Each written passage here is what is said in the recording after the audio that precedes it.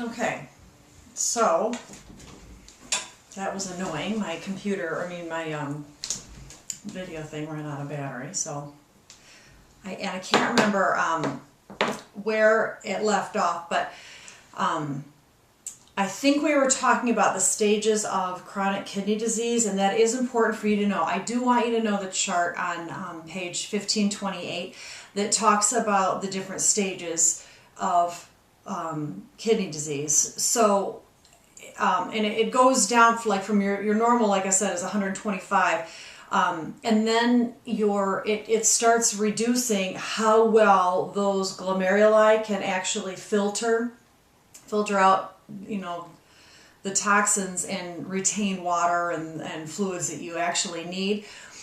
And it's really once you get down to stage 5, when your GFR is less than 15 mLs per minute, which is a significant reduction from 125, because your kidneys have this remarkable ability to continue to work despite a significant loss of GFR. But once the patient starts getting down into like the level 4 and 5, that's when then you really start thinking about you've got to supplement with some kind of dialysis, because what happens is the toxins, which are supposed to be excreted in the kidneys, they start building up in the bloodstream and you have all kinds of problems, which we will talk about. So that is, that's basically chronic kidney disease, is when the stages get down to 4 and 5 and it's irreversible. You can't repair it. And there's a couple different things that can cause it. For example, the next couple sections: nephrosclerosis, primary glomerular disease, that's the disease that affects the glomeruli. And, the next couple pages talk about the pathophys of that. You don't need to go into too much detail about that, other than to know that it's either, some of these chronic diseases are either like the arteries, like in nephrosclerosis, the arteries are starting to get hard. In glomerular diseases, the glomeruli itself, and that can either be acute or chronic. The glomeruli are not functioning properly, but you don't need to go into the exact pathophys of those. They're not super common. I do want you to know what nephrotic syndrome is. Now I'm switching over to page 1532. Because nephrotic syndrome can occur from a variety of other illnesses, can start affecting the kidneys, and then the patient will develop nephrotic syndrome.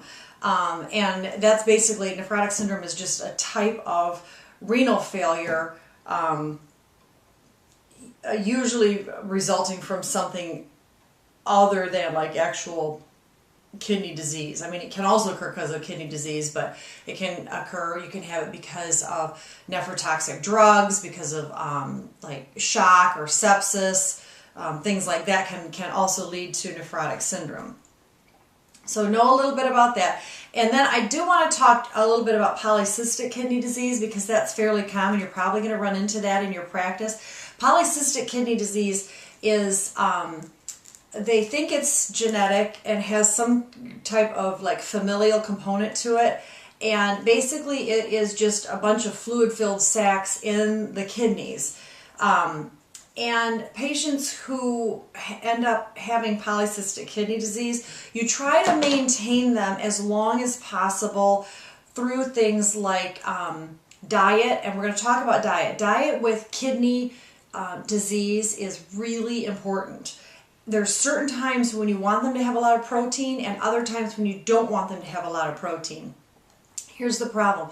Protein, as you'll recall, is a really good oncotic pressure gradient. So when your patient eats protein, it will help reduce edema and swelling. It helps muscles repair and heal. Protein is excellent.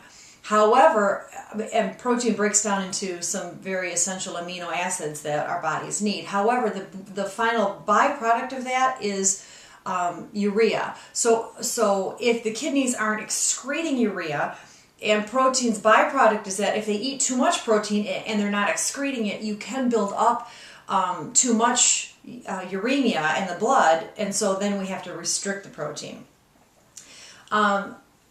However, that becomes a little bit different when we're talking about peritoneal dialysis, because patients who are on peritoneal dialysis tend to, no, that's potassium. So skip it. I'm going to talk about that later. That was all protein, but we are going to talk about potassium, sodium, calcium, and phosphorus. All of those are important when you're talking about diet in your patients who have kidney disease. So the things to watch for in your patient who have polycystic kidney disease is it can start damaging, like permanently damaging the kidneys, which can lead to hematuria, and that is blood in the urine. Polyuria, meaning they urinate a lot and often. They can end up having hypertension. They can develop renal stones. They can have a lot of UTIs, proteinuria, meaning spilling protein in the urine. And the cysts grow in size and number. And they usually follow the patient's BUN and creatinine quite closely. The diet is very important, but there's no cure for it. So typically these patients, once their symptoms get so severe, they have to have renal transplants, because that's the only way to fix that, because the symptoms just continue to get worse. Renal cancer, not super common. And if they catch it early enough, it's usually not one of the more deadly cancers, and it's usually they just remove the kidney. And the good news is you got another kidney, so a person can easily function with just one kidney. Okay. There are some risks that put people at a higher risk for renal cancers. Specifically, tobacco use is shown to increase renal cancers and obesity. And it's a little more prevalent in men, but not, again, like I said, not super common and not one of the more lethal ones, especially if they catch it early enough. So now let's focus a little more specifically on the renal failures, either acute renal failure, which is now known as acute kidney injury, or chronic renal failure. We're going to start with acute kidney injury. With acute kidney injury, here's the thing. You need to determine if the injury is pre-renal, meaning something is happening before the blood even gets to the kidney. Intrarenal, meaning there's something wrong inside the kidneys, and it could be something like those other diseases like nephrotoxic syndrome or polycystic kidney disease or something like that could be causing it. Acute tubular necrosis is another cause of intrarenal problem, or postrenal, meaning something after it leaves the kidneys. So either the ureter, the bladder, or the urethra is a problem, and it's backing it up into the kidneys, leading to the acute kidney injury. So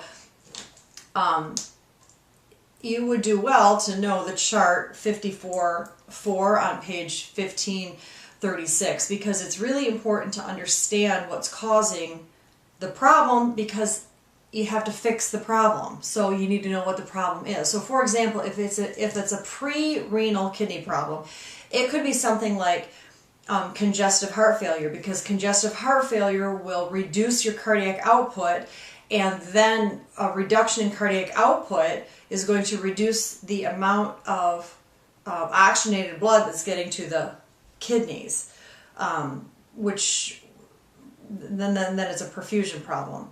I hope you understand that. So like your cardiac output, from the cardiac output, about 20% of each heartbeat goes to, or supposed to go to, the kidneys. Well, if you have a reduction in cardiac output, or there's some other reason that blood supply is not getting to the kidneys, for example, in shock, you could have massive vasodilation, so that you might still have the same amount of blood in there, but it's not getting to the kidneys. You could have hypotension, you could have crush injuries, burn patients, because they have a lot of fluid loss.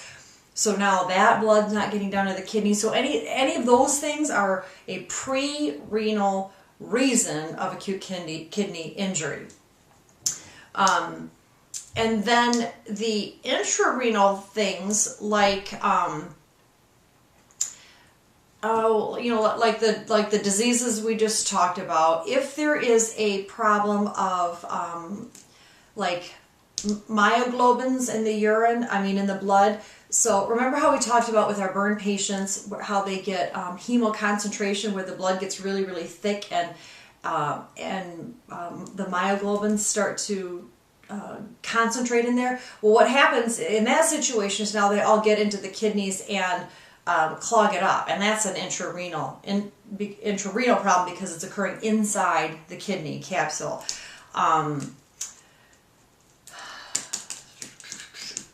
Okay, I think I told you. So anyways, just read through that chart. Read through chart 54.5 because you're going to need to know about that. And then the next thing I wanted to talk about is the different phases of acute kidney injury. Because based on what stage the patient is in will alter what you do as a nurse. So there's basically 4 phases. The first one is the initiation phase, and that's basically just the initial insult or injury to the kidney. Then the patient moves into the oliguria phase. By oliguria means they're not urinating very well. So one of the very first signs that your patient's in AKI is a reduction in urine, oliguria, usually less than 500 mLs a day, less than about 10 mLs an hour. So when you see your patient, because a normal patient should be urinating at least about 30 mLs an hour.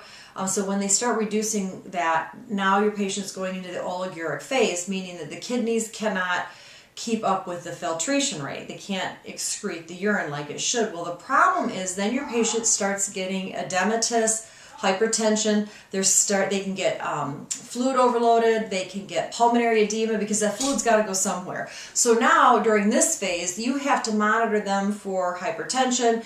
You have to restrict sodium. You have to restrict the amount of fluids that they're getting because you don't want to add to the volume. You got to be very, very careful to not fluid overload them.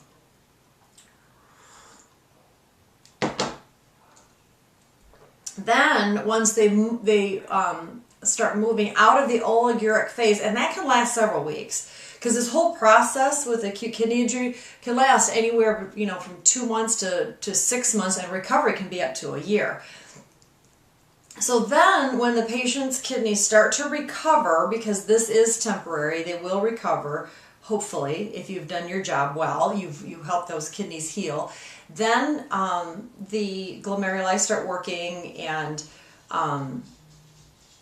then the urine starts producing again, and then the diuresis phase starts, where the patient now starts mobilizing all of that fluid, and they start urinating copious amounts of fluid. Well, now your job as a nurse, now we're worried about orthostatic hypotension, hypotension, dehydration. So now we have the exact opposite problem, and now we're having to give them more fluids to compensate because now they're excreting too much fluid. So you have to watch this very carefully so that you know exactly what to do when as a nurse. And then finally in the recovery period. The recovery period then, like I said, can last anywhere between 3 to 12 months. And you follow the BUN and creatinine very closely, follow how much urine output and their weights and things like that, and until hopefully they can make a full recovery. So spend some time reviewing the phases of acute kidney injury, the assessment findings, what does it look like, and then the best thing to do is to be able to prevent it in the first place. I do want to point out that pre-renal and post-renal kidney problems will not cause acute tubular necrosis, because remember, the tubules are inside the kidney. So pre-renal and post-renal, it's just a perfusion problem, or like a backup problem, like from like bladder stones or infection or something on the post end, but the tubules are still intact.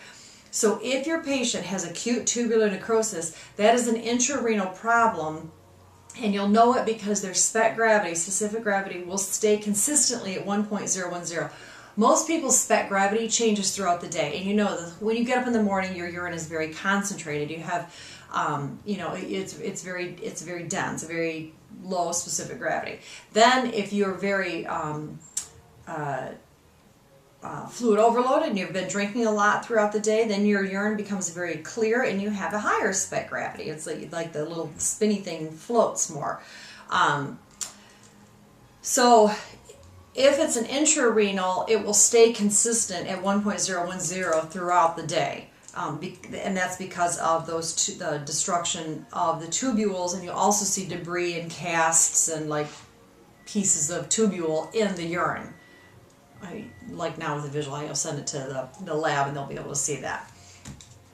Okay, so there are the nutrition in kidney injury is important, because if you don't manage somebody very well, they can die. You can die from acute kidney injury. So you have to be very careful as a nurse that you're monitoring your patient's fluid and electrolyte status. And electrolytes become very important in your patients who have kidney diseases, because specifically hyperkalemia can occur, where they get very high levels of potassium or very low levels of potassium depending on where they are. When the patient gets very high levels of potassium, because you know they can't excrete it, and the fluid and electrolyte shifts they occur quite a bit in kidney failure. Potassium, when it gets too high, and it's all the classic things that we talked about during fluid electrolytes, so they will start getting muscle tetany.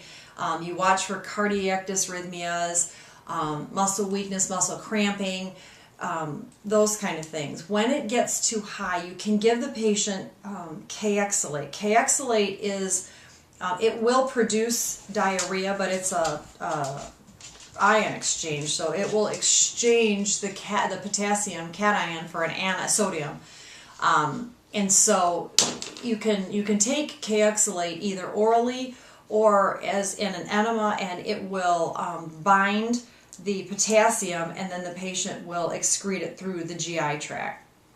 So that's one thing that they do with medical management. The other thing is you do when they are in the oliguric phase and they are retaining fluid, you do have to try to do anything that you can to get rid of the fluid, and sometimes that does require drugs such as mannitol is an osmotic diuretic. It can pull fluid and from the cellular spaces and put it into the intravascular spaces.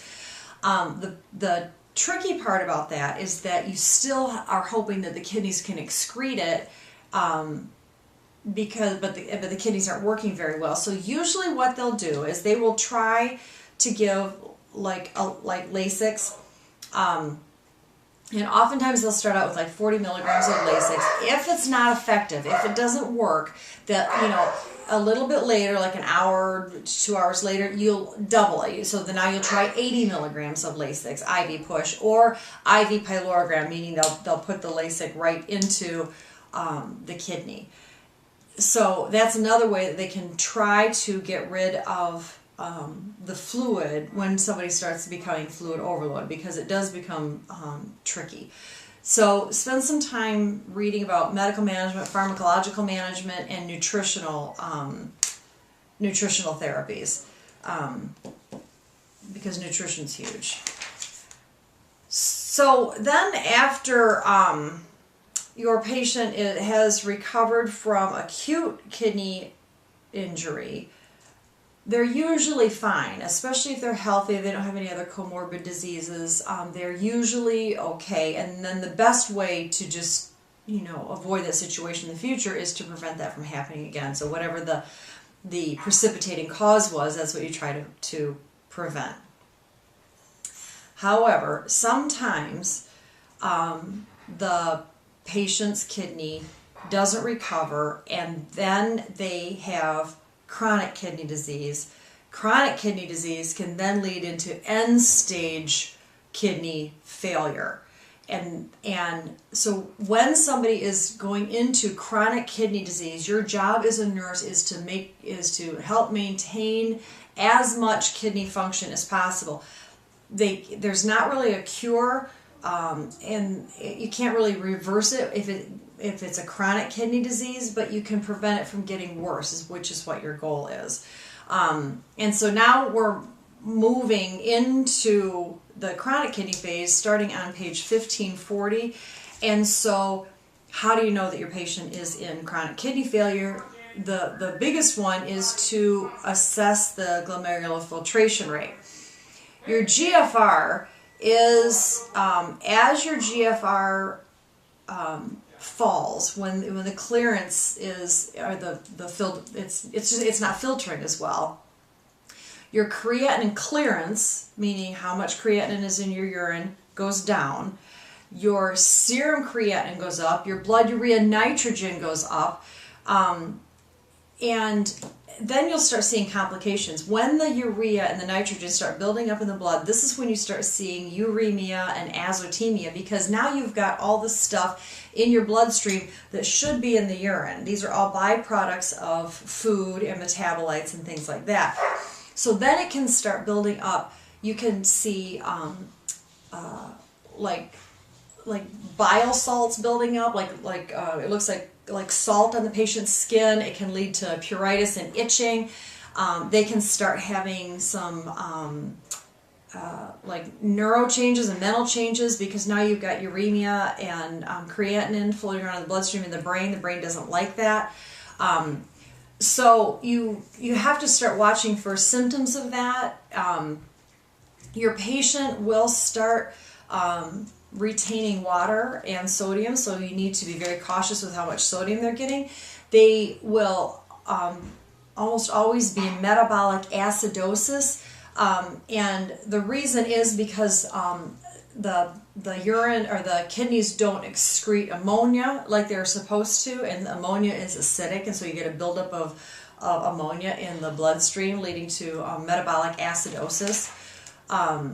They are oftentimes anemic, and so sometimes you have to give your patient erythropoietin. Erythropoietin is a great drug that stimulates the production of red blood cells. So when the erythrocytes start getting low and your patient starts getting anemic, sometimes erythropoietin is given.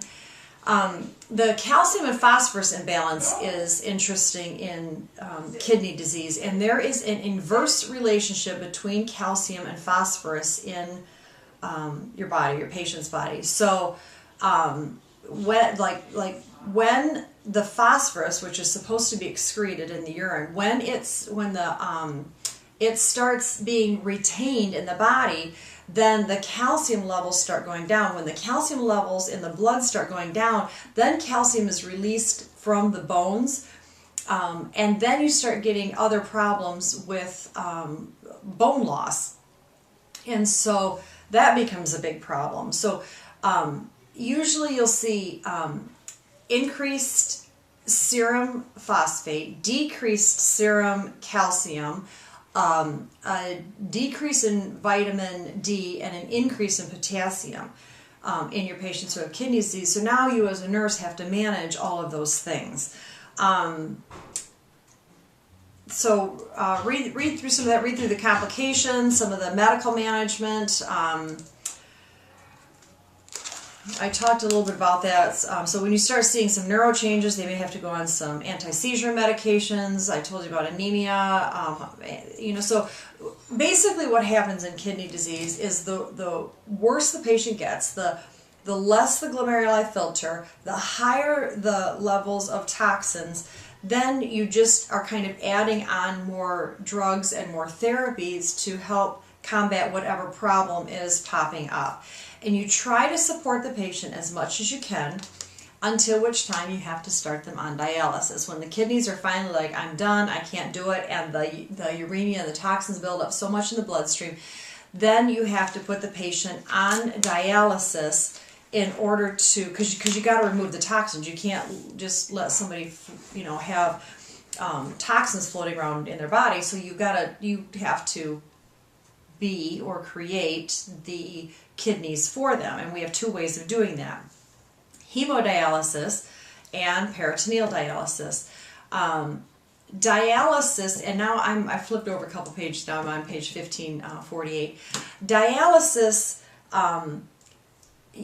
It can be done acutely. So if somebody comes in and they have acute kidney injury, or they have an exacerbation of like polycystic kidney disease or something like that, and they have really high uremic levels, and and their electrolytes are all off, their potassium is high, you can do an emergent or an urgent or acute dialysis. And that would be done if somebody's, fluid overload or pulmonary edema or something like that. Then you can do that. Usually, and the type of dialysis that is preferred is hemodialysis. So, and if somebody comes in and they urgently need dialysis, they'll put them on hemodialysis because you can do it much faster than peritoneal dialysis. Hemodialysis, and there's a good example of this on page 1549, is an exchange, and they'll put it through the artery and the vein, and then they'll pull it. They pull blood out of the artery, and then it goes through like this chamber, and the chamber then acts as like a membrane, and so there's osmosis in there, and the physician will set what they want in the exchange. So like for example, if the serum has very high levels of potassium, uremia, phosphorus, things like that, they'll set very low levels of that in the machine, and the process of osmosis, will go from higher to lower. So the potassium, uremia, creatinine, all that will get pulled out by the process of osmosis. Then it gets filtered back into the veins, up into the heart, and back into the circulatory system. So the exchange, and I think there's a picture. Yeah, if you flip over to page 1554, those are some examples of, no, those are peritoneal dialysis machines. They look kind of like that though. Yeah, they look like that. It's just a machine, and sometimes the patient will go to dialysis centers, and many of you may end up. I have students now working in dialysis centers where the patient will come in and they'll sit there in a chair and they get hooked up to the dialysis machine, and it usually takes about 3 or 4 hours for the exchange to take place, and they usually do that about 3 times a week, 3 or 4 times a week. They are starting to do some home dialysis now, where people are coming into the home and doing that. The thing with hemodialysis, there are some complications. The biggest thing you have to watch for as a nurse is that vascular access. There's a couple different ways they do those, vascular access. They can either do arteriovenous fistulas or arteriovenous grafts. And, oh yeah, it's here on page 1550. It kind of shows you that they use the cephalic vein and the radial artery usually, or the median cubital vein. And oftentimes people who are on hemodialysis, because they're on it for years, they'll have multiple sites because the sites tend to get scarred. They tend to blow or get clotted a lot. So your job as a nurse, you should hear or feel a bruit or a thrill through that fistula and graft, and you need to assess that. If you're taking care of somebody who's on dialysis, you need to assess that at least once a shift to make sure that that is still patent. Oftentimes the patients are on some kind of an anticoagulant to make sure that that doesn't get clotted. But there are definitely complications of when somebody is actually on dialysis, because the exchange occurs quickly. You're pulling fluid off, it's going into a machine and back in, so you can have complications, and they're listed like in the middle of page 1551. They can start getting shortness of breath because of the fluid that's coming off. They can have hypotension, and if your patient is sitting there in the chair and all of a sudden they're getting a little bit dizzy, their heart rate is going up, they're getting nausea or vomiting or something like that, check their blood pressure, because it could be that they're getting hypotensive, and you might need to just add some fluids or something while they're getting hemodialysis. Muscle cramping can occur, especially because you remember I said that potassium is a big electrolyte imbalance in patients who have kidney disease, and as you're pulling that potassium off quickly, they can start getting that tetany and the muscle cramping. Exsanguination is a problem if because it's going right into an artery. You have to make sure that that's in there, because if it pulls out, the patient can start bleeding. Air embolism can occur. They do have like traps and things within the hemodialysis system that prevents that, but if a patient gets more than 10 mLs of air in an artery, it can kill them, because it's the same thing as like an embolus, but it's just air. So you need to be careful with that. So read through some of the complications that occur with dialysis, and then I want you to know about nursing management, because hemodialysis is super common, and you're probably all going to take care of a patient who's on hemodialysis at some point in your career. So the thing with the diet, I want to stress diet again here, because the diet has an awful lot to do with uremia. And also when patients are on hemodialysis, you also have to be really careful with their pharmacy, because the drugs that they're taking, because some of the drugs are water soluble and some are fat soluble. The water soluble drugs tend to get pulled off with hemodialysis, and fat soluble ones don't. So you need to figure out what your patient is taking, and then should they take it either before hemodialysis, should they wait until after hemodialysis? This is something you'd have to sit down with the healthcare provider, figure out what kind of drug it is, and then when to take it. And then you have to monitor them really carefully, because they could develop either too low of drug levels or drug toxicities. Giving a patient medications, timing matters a lot when they're on hemodialysis. So also back to the diet thing, usually you need to restrict protein because of the buildup of nitrogenous waste. So you do have to restrict that, which can be a problem because protein is useful with reducing edema. You do need to be really careful with fluids. Usually they're on fluid restrictions because they can't get rid of fluid on their own, so they cannot drink a lot of fluid, because it can lead to pulmonary edema, heart failure, things like all the weight gain, all the stuff that your patient gets when they're in fluid overload. So everything I just said, they restrict potassium, restrict sodium, restrict phosphorus, and restrict fluid intake. Those are the big ones. And you need to be, you monitor them carefully, listen to their lungs. But usually they don't need additional vitamin supplements. And actually we tell them not to take additional vitamin supplements, because you don't want those to get too high, because in a normal person whose kidneys are functioning, if they're taking vitamins and your body doesn't need it, your body will excrete it. But in a person whose kidneys aren't functioning very well, those vitamin levels can get too high, and even though they're just vitamins, they can hurt a person. So we usually tell them to not take additional vitamins. Okay, so that's hemodialysis.